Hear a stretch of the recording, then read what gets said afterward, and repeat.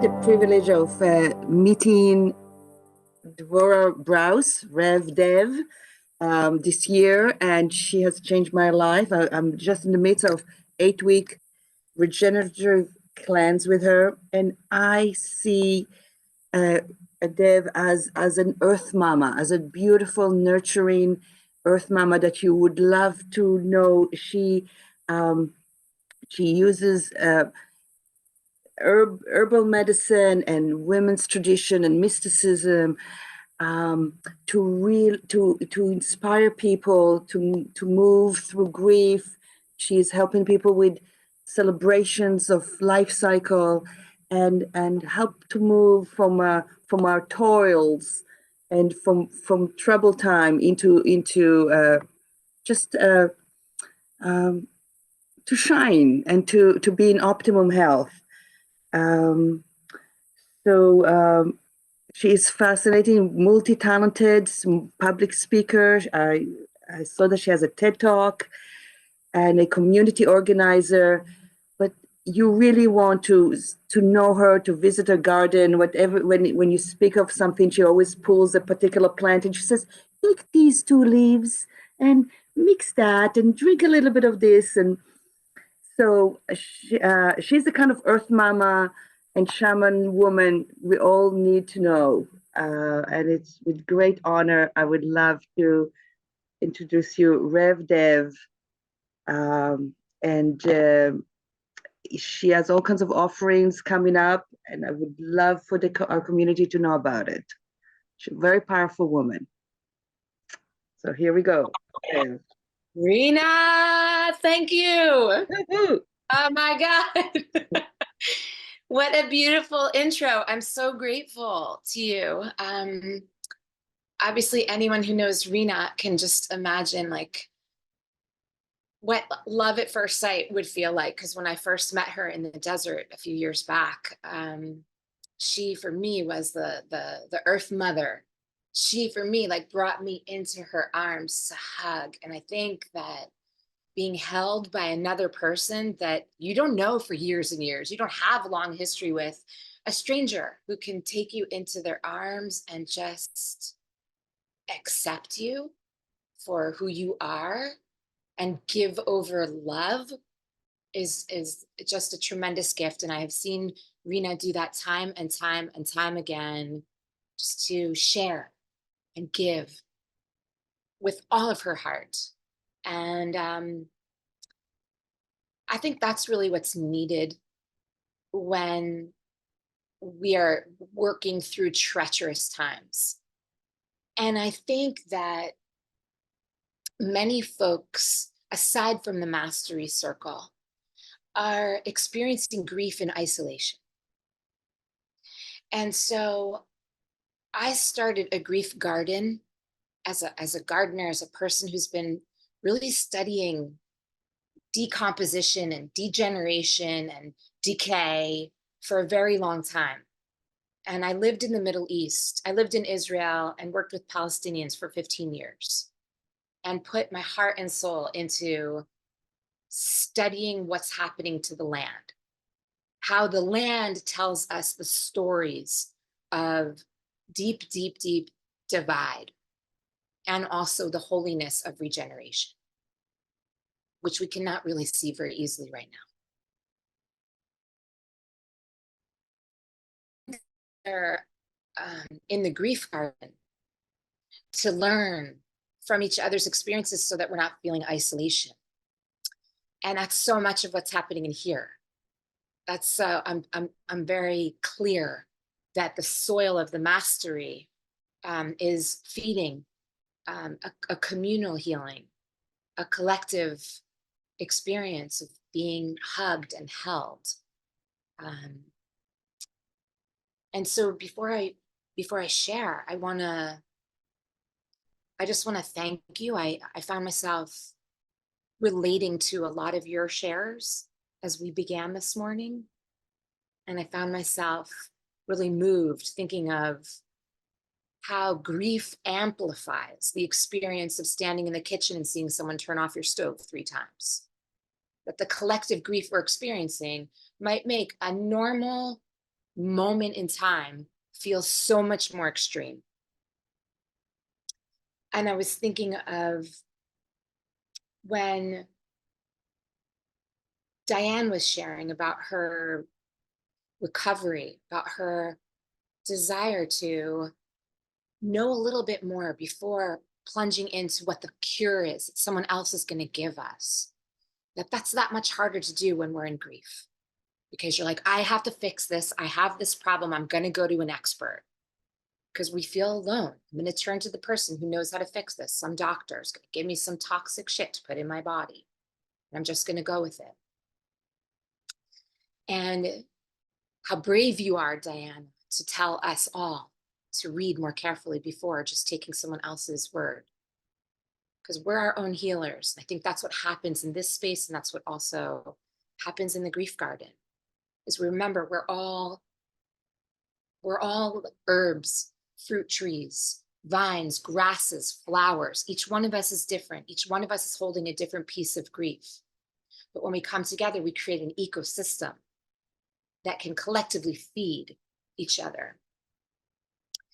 And, you know, I was also very touched when I heard Paul speaking about that important reminder of being present, being patient, holding empathy, like taking that, sitting in a place where it's not that easy to meditate when you lost your keys, you're sitting in some office, there's a lot going on, there's a hustle and a bustle around you. And yet you found your way to not add fuel to the fire of them feeling pressure to find your keys. I was very touched by that reminder to be patient. And a lot of what I'm discovering in the grief garden is that the plants and nature hold so many lessons for us that continuously remind us to be our own healers, to be involved in finding others that can be around us as we learn from nature what we once knew. We learn to remember, to be patient, to be generous, to be empathic. There's such generosity and such wisdom in the plants that I'm always in awe. So we'll get into that. What I wanted to do to begin is I wanted to ask everyone, and there's so many of you that are singers, and I thought maybe just to get us all on the same page, what I really like to do is ask each of us to unmute and to hear the sound of our voices together. I'd like to take 1 minute, so basically from 8:08 to 8:09, to voice the sound of grief. And not to hold back. This might be a song, this might be a scream, this might be a cry, this might be a whisper. But whatever it is, just to take a minute right now and click unmute and climb into this space with a sound. I want to hear a sound that we collectively make, aside from Amy, everyone else that is able to just begin to voice. Maybe it's a growl, like a low sound. Maybe it's that crack in your voice. Go ahead and share.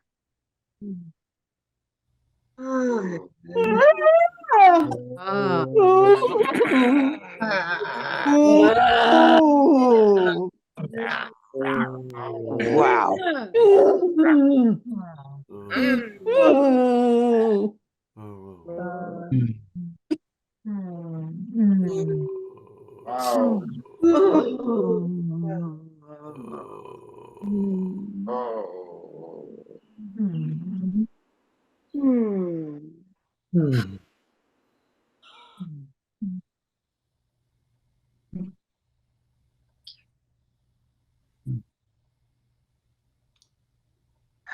You can unmute. You can go back to mute if you choose, but if you'd like to keep yourself unmuted, I would really welcome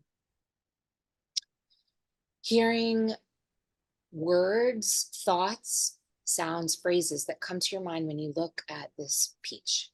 This not a peach, Pear. it's not a plum, it's a pear. I'd like to hear some thoughts when you look at this pair. What do you see? Change. Soil. Maturity. Decay. Rotten. Overripe. Decay. Entropy. Rot. Rotten. Bottom. I like the bottom. Back to the beginning. Life. Solitary. Mm. Essence. Alone. Essence, did I hear someone say? Just a little louder. Did somebody just say essence? Yes, I did. Thank you. Okay. Mm. Please keep going. Fertilizer for the next generation. Hmm. My mother would teach me, you could still eat this. So true. Still eat this. Mother. The bottom, you can cut off the bottom. Yeah. Evolution.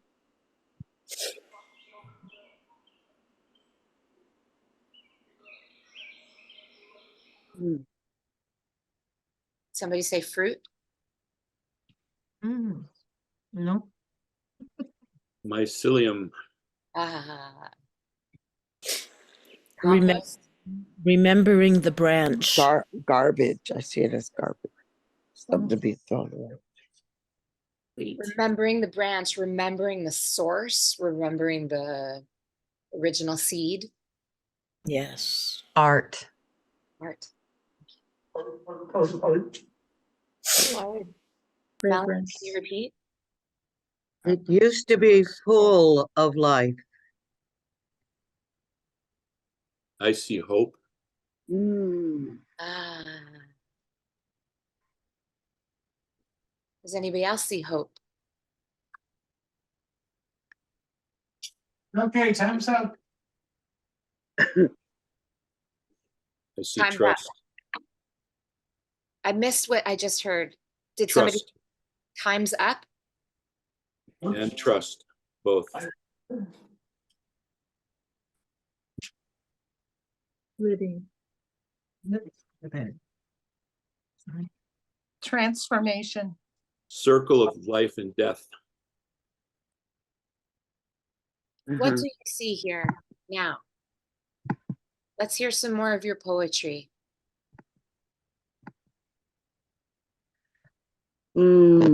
Yumminess. Ah. Juicy. Pristine. We are in good hands. Mm. Freshness. Fertility. Alive. Mm. Shiny. Imperfect perfection. Explosion of life. Please repeat that, Caroline. Explosion of life. Thank you, Thomas. These are coming from Patricia. Caroline, can you please repeat what you shared? Imperfect perfection. Hmm. I see a beautiful shape. Curvaceous. That's Gorgeous, Hyacinth. Gorgeous. Look how curvaceous. So this pear that I harvested from our pear tree would not make it to market, could not make it to market. It's going to do just fine in my grief garden. It's going to feed my children. But this is bruised. This has markings that would preclude this perfection from reaching someone's plate. And for me, this, whenever I see what's called like an ugly fruit in the market, I think of how that which makes a perfect pear look ugly in so many ways is also what makes each one of us more resilient, more adaptive, more capable, more interesting, because we're not perfect. And I start with this framing because what I'm seeing often in our grief garden is that people want the garden to look perfect. They want to feel like the story is going to be as masterfully captured as what Michal Gabriel shared this morning. They want people to believe that all of it is going to be captured and shared out. And a lot of it is also, it's hard to share. It's embarrassing to say that I grew up in a home without unconditional love. You shared that for us. You modeled for us how to tell a whole story, even the parts that are toxic, even the parts that are codependent. You're sharing it. But like Instagram and Facebook and the world, when we come together in person, might have us believe we have to just share the good parts. We have to just share the beautiful, successful, winning parts. So I like what I'm seeing in this space, because that's not all that you have brought today. You're bringing so much more. I think that's what grief is asking of us. That is what grief is offering us. And what I am learning again and again from the plants is that the plants offer their medicine to everyone, not only to the people who exist on one side of a war and fight for one side to win at the expense of another. People who may be grieving the collective experience of war turn to the plants. The plants can feed, the plants can nourish, plants can inspire people on both sides of a conflict, the mothers and the daughters, the Palestinians and the Israelis. The plants can remind us to go back to the soils of our commonality instead of focusing on those places where the grief feels like a gash or a bruise or decay. So what I wanted to do is I wanted to share that while each of us may be very curious about how the plants can teach and what lavender has to offer, my sense is it's not going to come from hearing your herbalist or your acupuncturist or functional medicine practitioner or me or anybody tell you that lavender can help to calm you when you're facing grief. It's not going to help. But what is going to help is to know that this is a plant that's widely accessible. It grows in many different microclimates. And if it doesn't grow near you, you can find it in the market and try it yourself and have a direct encounter with a plant that offers medicine to every culture in every country on every place around this planet. The lavender is known to calm and to center and to ground us in times of anxiety and stress, times of isolation. So what I want to ask you to do is to unmute yourself and share a little bit about what it might look like for you to find yourself trying something a little different that you haven't tried before, like working with plant medicine and sipping some lavender tea or making a lavender herbal oil, even if it's not prescribed to you. It's just something you know that you can try. What would that feel like if it wasn't written as a prescription by someone else? It wasn't like a homework assignment I'm giving you and you'll be graded poorly for not doing it. If it was just an opportunity to try something to calm the nerves, something that's not toxic, something, you know, not near a road where cars are screeching by and the leachates from the cars are getting into the plants. Someplace where it's more clean. You can harvest some lavender and put a little into a mug, which I'm going to demo for us. What would it look like? I want to hear some thoughts as I'm preparing. Feels empowering and comforting, reassuring.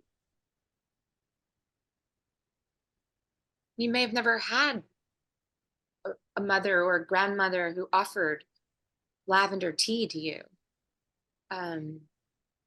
You may have never had a doctor tell you to take it, but I'm sure everyone has smelled lavender essential oil at some point in a diffuser, right? So we know it. We're familiar with this scent. Mm. Well, can I hear a few more thoughts?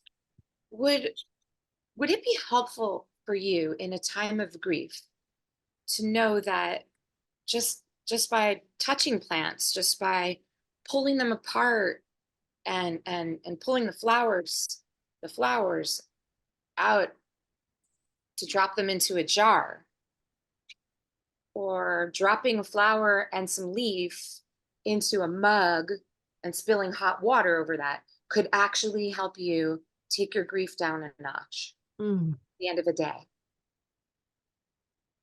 Somebody has just written, I had been suffering from insomnia for years and use lavender essential oil, which I use in the middle of the night when I wake up, and it helps me to fall asleep again. That's from Patricia. Patricia, thank you. That's what got me into all of this too, because I'm not sleeping as well as I'd like to with all this war that's happening in a place that I called home for much of my life. My family is still there. So I need any technique I can find to help me get through the night, to sleep more deeply. And lavender, like Patricia, that's one example. It can help us to get through the night with insomnia. Lavender can also calm the digestive tract when you're feeling the anxiety from your grief. You're feeling the indigestion that happens when there's so much worry in your system, and we don't have a way of getting it out. One way of getting out is by talking, but what about all these other, like, physical experiences of grief? How do we move them through the body and out? How do we move grief out of the spirit? It's great to talk about it. It's great to sip your way through it. Another thing I'm going to show us is how to make a little body oil, an herbal body oil, so you can massage it and do soul care practices that can help you remember that you are your own healer in a grief garden, that you don't need to wait for someone else to fix your grief for you, that you can sip the plants, that you can put the oils that you've made with your own hands from plants that are probably growing in your yard or on your street, if not at the local park or someone's community garden. But you can get a little piece of lavender and just begin to work with. I'd like to hear some thoughts, some other thoughts. I would like to share that through seeing the reverence you have for each leaf and each blossom, it really oriented myself, first of all, to move away from the tea bag, you know, the kind of the commercialized tea bag, and to really help me connect. And then it's very powerful because there's us talking about grief, there's an aspect of life that feels like things are out of our control. And through, like just through visioning or seeing even the weeds along the way, the power of the medicinal power of the weeds that we tend to think, oh, they have no beauty. Like to connect, to put my hands in soil has been really healing. And the simplicity of just few leaves, not a bunch of things. This is another thing I learned from you, like not to combine a bunch. I'm like adding more. And I'm learning, do less, appreciate just few leaves at a time, and just basking in the beauty of nature is definitely something that is a medicine for me for dealing with sorrow. Just like to appreciate growth. Yes. Yeah, who would know that you could just go out to your backyard and pull lavender and mix it with hot water? Like, my mind's kind of blown, Yeah. actually. Sure, it's not sprayed with any kind Well, of. no, it's not. or But that's bio- why I'm like going, Yeah. it's And I think also like when I think it was Bonnie that just posted that it reminds her of her mother, which takes me back to what Michal was sharing when we started our call, that I'm in very deep grief right now. My children have lost 2 grandparents. They're about to lose a 3rd grandparent this year. My dad died, and I can't touch this man anymore. And that is what's giving me like very, very deep grief. I can't touch his feet. I can't rub oils onto his feet anymore. And that was my kind of love language. It's my way of communicating with him. It's not to talk about the war in Israel and Palestine. It's to touch his feet. And so the idea of touching the plants, like Bonnie, in some way, knowing that lavender is your mom's favorite plant, I bless you to open a new connection that in some ways, while touching the lavender, you're also touching her memory. You're touching a part of her. Physically, we lose the ability to touch into the loss. And that's part of why it's so difficult to move through. It's so intangible. So we have to process it in our minds. And the invitation of working with the plants to move through grief, and working with each other, like to sit together the way we all used to once upon a time, right? We're not reinventing any wheels here. We used to sit together and work with the harvest and separate out the leaves from the flowers so they could be processed. It's all just, for me, it's very comforting to be able to touch the plants, to be able to smell them on my skin. The largest organ in your body is skin.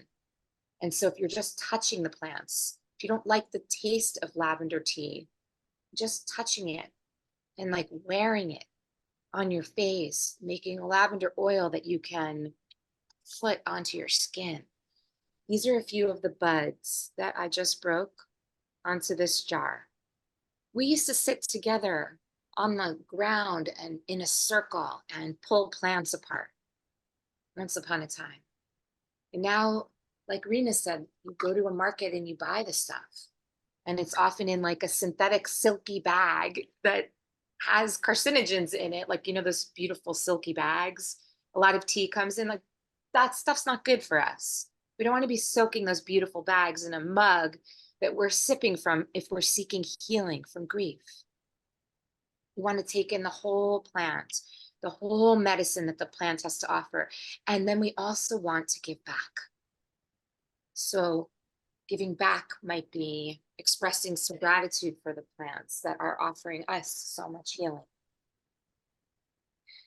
So this is part of the harvest from our lavender. And I'm going to put this lavender into a jar. I'm going to fill the jar up.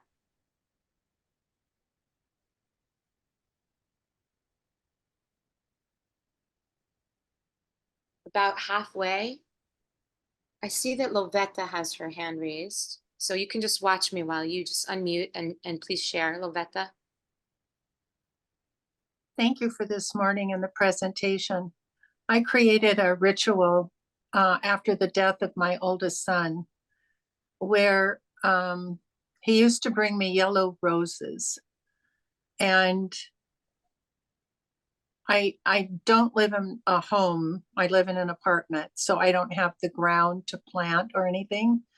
But I go around, and when I see yellow roses, I ask whoever is in charge of them if I could have the petals. And the ritual was drying the petals and sometimes soaking them. And, you know, roses too can be ingested. And yes, I am aware of the carcinogen. But then I take it to some of his favorite places and have a conversation, and I sing, and I, you know, just talk about stories from his childhood. And it has been really meaningful and helpful. And again, it's getting out in nature. And there's also a lot of juniper berries growing around. And I will add the juniper berry because it smells woodsy, which he really loved. So it's like, it's not just limited to the beautiful lavender that you're sharing with us, and being creative and open, and it just opens my heart, and doesn't remove the grief, but it adds another component of gratitude that he was in my life at all, and the beauty that he brought and left. And this is very wonderful this morning. Thank you for coming and sharing it. Thank you so much, Lovetta. Maybe we're like soulmates, because that ritual is really speaking deeply to me. And I've actually been writing a book about different rituals and ways of working with the herbs and plants to create remedies that can help us move towards solace with our grief. And I remember also what Michael shared this morning about gratitude, that I think he said it's one of the most important words in his life, right? Like, might be yeah. misquoting him, but Yeah. When we're making a tea, you know, and dropping the leaves in, got some lavender here. I totally agree with you. It's not just lavender. I brought in also a little bit of lemon balm, which grows like a weed all over Southern California, and we can for sure send it around to people who are not in SoCal here. But all you do is drop some of the leaves into a mug. And I learned all of this that I'm doing with the plants from Israelis and from Palestinians that would host me and love me, share what was happening on their lands. I learned this, and then growing up in New Jersey in America, I never had opportunity to see this simple thing. Just put some leaves, and then look, you just spill a little water. Just simple way of taking in the medicine of the natural world, and just reminding ourselves that we don't have to be healed by, like Diane's story, by some doctor telling us what to do. We have to become engaged in ourselves and healing our communities through grief, because grief is alive. Grief lives in the body. We think it's only happening in the mind, and we could talk our way through it in therapy, but grief is manifesting in the bodies as well. And so what that means is going to be different again for each one of us. It might look like that incredibly challenging neck pain that gets much, much worse after a family dinner with the in-laws or something. The neck pain that is just like in your, it's biting into your flesh, you know. Or it might look like that furrowed brow that just seems like it keeps getting deeper and deeper. That mean, unmute and share what it might look like for you. Where does the grief live in your body?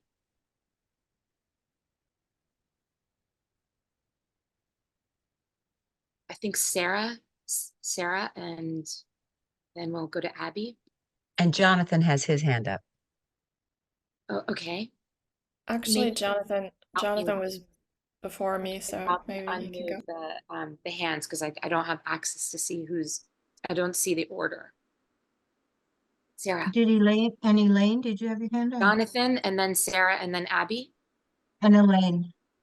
Well, first, thank you. I had raised my hand for the first question that you had, and I was sending it to Dr. Thomas because I thought he was representing us, and he threw it back to me. So I want to share with you that interaction.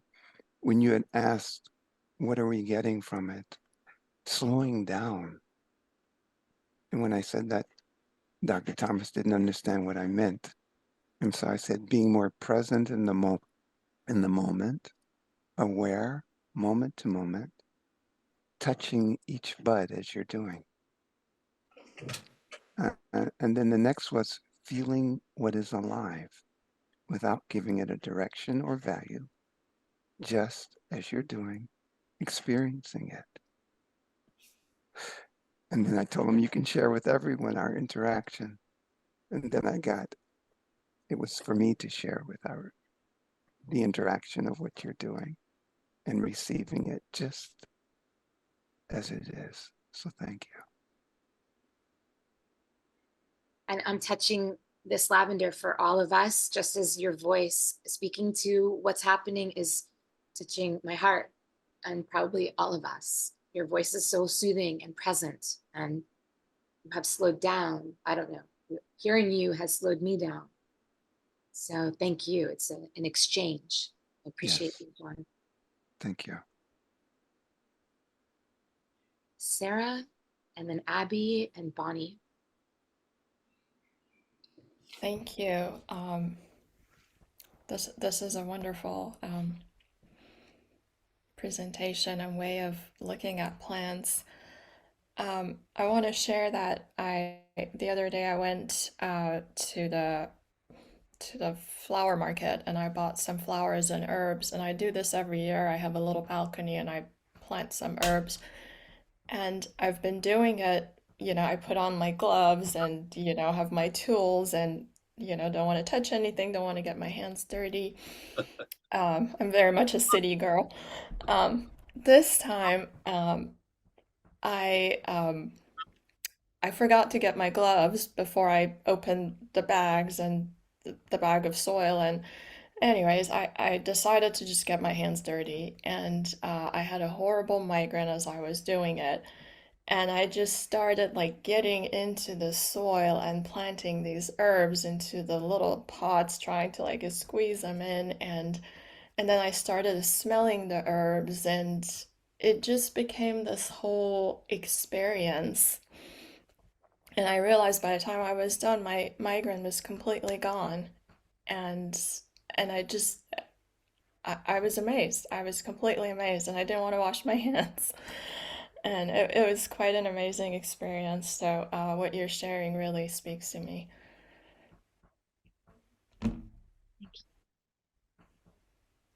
Abby?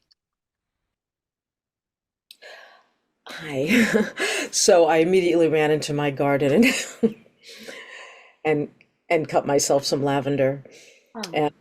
And I have always been attracted to lavender. I mean, it's the thing I use.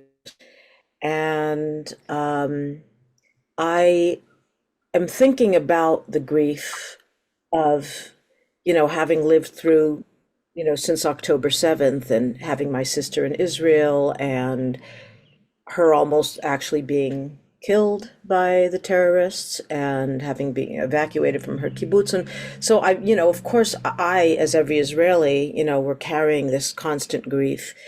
There are other things outside of me that didn't create such grief for me, like the death of my parents didn't create a lot of grief, but it feels to me inside of me that I've been carrying this internal grief my whole life. And, you know, at some point I decided to call it karmic, you know, because how else am I going to explain this? And I'm really, you know, it's something I pretty much grapple with every day, and it does color my life. And I'm curious how, you know, would lavender and other herbs, you know, is that something that can, you know, can lavender and other herbs reach so deep inside to that kind of karmic grief that I feel that I carry?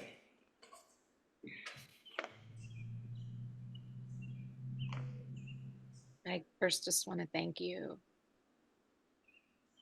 I think what you've named is something that's so big, and a lot of folks haven't even begun to identify how deeply intergenerational trauma has affected our day-to-day experience of grief.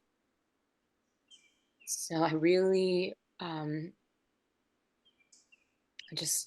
hold you in my heart. I would love for each of us to really take home one message. It would be the grief lives in the body, and we have to find ways that will help us to get it out of the body so we don't pass it to the next generation. It's very destructive, and it's also like it's carrying poison, and I think it also carries medicine that Michal brought to us this morning when she shared about her mom. Like the transmutation of it holds medicine. And we have to be the alchemists to shift from the place where the poison that is affecting our lives from way before we were even born.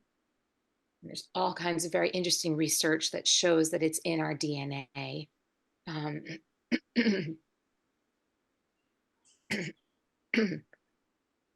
To ask more questions. So if you're feeling that like lower back pain after a phone call, it all of a sudden spikes. So you might ask a few questions while you're sipping tea. As Jonathan reminded us, like that's when you slow down long enough. I don't know that lavender can go that deep. I'm not a scientist, but I do know that by sipping the tea, you know, you can see like it's already beginning to change color just in a few minutes. By sipping the tea and slowing down and asking yourself, what triggered that lower back pain just now? Then you're becoming more empowered on your journey through grief. And every single week we're exploring this together during the Grief Garden. So anyone and everyone is invited. I feel like the mastery wisdom would be so well received, and we could learn so much from what you're doing here. And I see that 2 others have also raised their hands and just want to be aware of time. So if you can share briefly, what I'll also do is post my contact in the chat so we can stay in touch. I want to be sure that I can answer every single comment or question or challenge that is posed. You have 5 minutes left, Dev, before we need to shift. And Okay. after the meeting, I'm happy Thank to email you. out your So information. let's go briefly with some questions, Bonnie. Then thank you, Mary. Mainly, I was just gonna, earlier, when I first raised my hand, I was going to just say that although I feel different things in my body, the first thing that came to mind was that I feel it in my throat, because I know that there was so much, there was not physical, but constant, even well into my 20s, well, even as an adult, anyway, a lot of emotional, mental, even some spiritual abuse. And anyway, right now, as I shared earlier, I'm just really learning to let go and learning my own essence and all. So I just feel I want to be able to speak up and It's always scary to just speak up and be myself and just let go. And but then you reminded me, I mean, I've been thinking about my mom a lot this year. My mom was only ill for about a month and then passed away of cancer. And October 24th will be 20 years, and that's mind-boggling. So I will try that. So thank you. Yeah, I don't want to take too much time, but just this talk has so much meaning. Thank you. Thank you so much, Bonnie. And as we're hearing from Eugenia and then Diana briefly, I'm just going to be pouring some of this sweet almond oil onto the lavender. You want to make sure that it's fully immersed, 100% covered when you're making an herbal oil. Okay? Please go ahead, Eugenia. Thank you. Actually, I was raising my hand for Elaine. So Elaine, it's you. Yes, I plant sweet peas in November because they remind me of my mother. And then they're all coming up now. And so also chrysanthemums and violets, and they take me right back to thinking about my mother. May her memory always be a blessing for you, Elaine. There it is. Oh. Diana? Yes, I've always had herb gardens. I adore herbs, and my late husband and I had a ranch with a wonderful herb garden, and we were visited by a living saint named Sri Ma, who we were with for 25 years on a spiritual level. And she was staying with us with her entourage, and they were out sleeping on the lawn. And I went to I was washing dishes. I looked out the kitchen window, and here's Sri Ma in her yellow and red robes lying on the ground in front of an herb, the holy basil herb, which is tulsi, who is revered as a god. This herb is revered as a god. And it just touched my heart so deeply that she would worship it in that way. And I just thought that was appropriate. I think that's exquisite. Thank you for sharing. Thank you, all of you, for your shares. Maybe holy basil is a way for you to go through your healing as you go to New York. Take some holy basil with you and sip it, or put it in your pocket, or put it under your pillow till you come back home. You can work with it more and plant it in your garden and grow it again and again. You can put it in your salads. You can saute it with your stir fries or add it to your soups. You know, I think that that's a very, very clear visitation and a beautiful reminder that the plants are here to heal us in all the ways. And so I thank you for your time. This is what it's going to look like. Make sure that you put, that you, if you're working with fresh herbs, that you leave the jar open for a couple days and continuously swirl to make sure that the oil covers the herbs completely. Okay. And then you can label the jar with the date that you've made it and the ingredients that you've put. This is just going to be a sweet almond oil with lavender. It's going to be a lavender oil. I'll put the date on here because it's the new moon this week in 2 more days. So I will invite you to stay in touch. I'm offering a class that starts on June 14th. It's a 4-part class.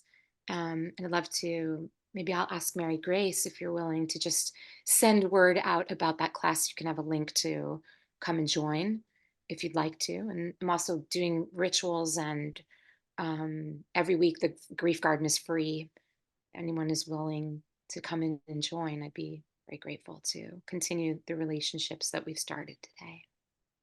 I'll be happy to send that out. Just if you just send that to me, I'll forward it to the group. Absolutely. 100% yes. Thank you so much for your time. Thank you so much. This was a really deep, wonderful, meaningful morning. Thank you so much, Tim. Thank you. And come back. We'd love to have you join us. Yes. I'd love to come back. And next time, should I jump off now? no, you can stay on. Yeah. So next time we can bring our own soil and our own herbs. That would be sweet to do that together. Yeah. And this is just a tiny, tiny bit of what is available through the wisdom and the heart of this woman. So I really encourage you to follow her and check her website, from soul I'll to put it, soul. I'll pop it in the chat right Yeah, now. thank you. That'd Thank be you, great. Rena Lay. Great. Thank you, Rena, for referring Dev to us. What a gift this morning has been.